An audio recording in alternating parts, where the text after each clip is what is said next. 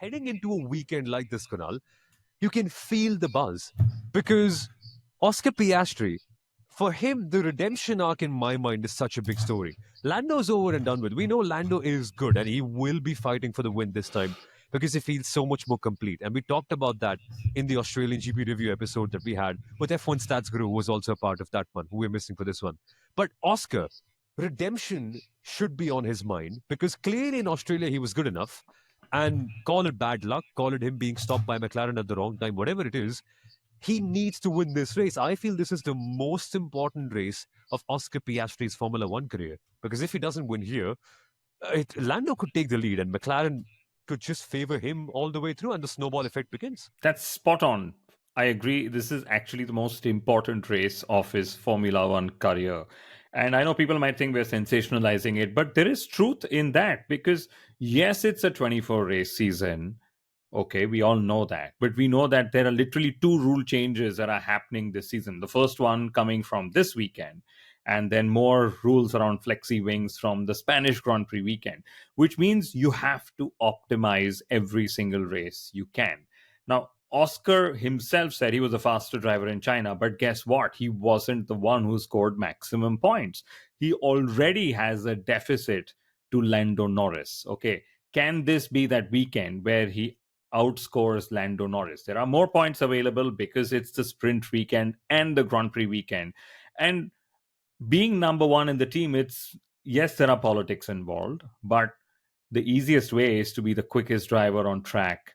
And then the team is just forced to back you. But let's actually expand on that a little bit more, Somil, because again, two in-season changes in the regulations that we're going to see. What does that mean?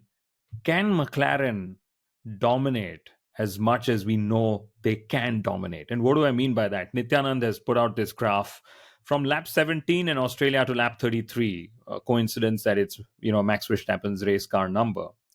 Lando Norris was almost a second faster than Verstappen every single lap. Okay, which means that if McLaren are dominating Formula One, they have to maximize their chances. Lando's never won 3 in a row. McLaren has never won 3 in a row. I mean, this McLaren. And how do they behave as a dominating team in Formula One is what I'd love to see. That means no mistakes. That means pole position in the sprint. That means winning the sprint. That means pole again for the Grand Prix. Then that means having a race win again, getting the fastest pit stops. Not that you get points for that, but nailing the strategy. Yep. So McLaren are going to be tested even more so now that they are the quickest team that is gone from being the hunters to being the hunted. And that is a mindset shift. That is a mindset shift because ultimately you need to be treating both of your drivers properly if you're operating in McLaren's mental framework of papaya rules, where both drivers are equal. Championship winning teams like Ferrari, Red Bull, Mercedes, they had a clear number one. McLaren are defying the usual way of running a world championship winning team. And hence, they've got to face an uncertain path.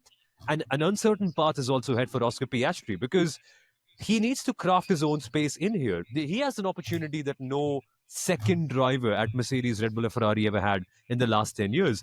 And with this weekend, with the sprint on offer, I think he has the best possible chance of doing so. Because statistically, Oscar Piastri has more sprint wins than Lando Norris.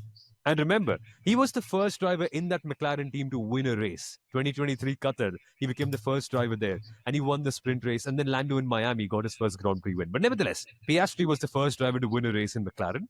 And it was a sprint. And last year, Piastri would have won the Brazilian GP sprint as well.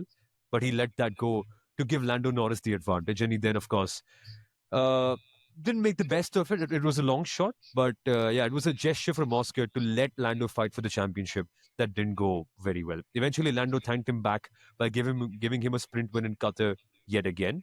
But it goes to show that Oscar on a sprint weekend is dangerous. China is a sprint weekend.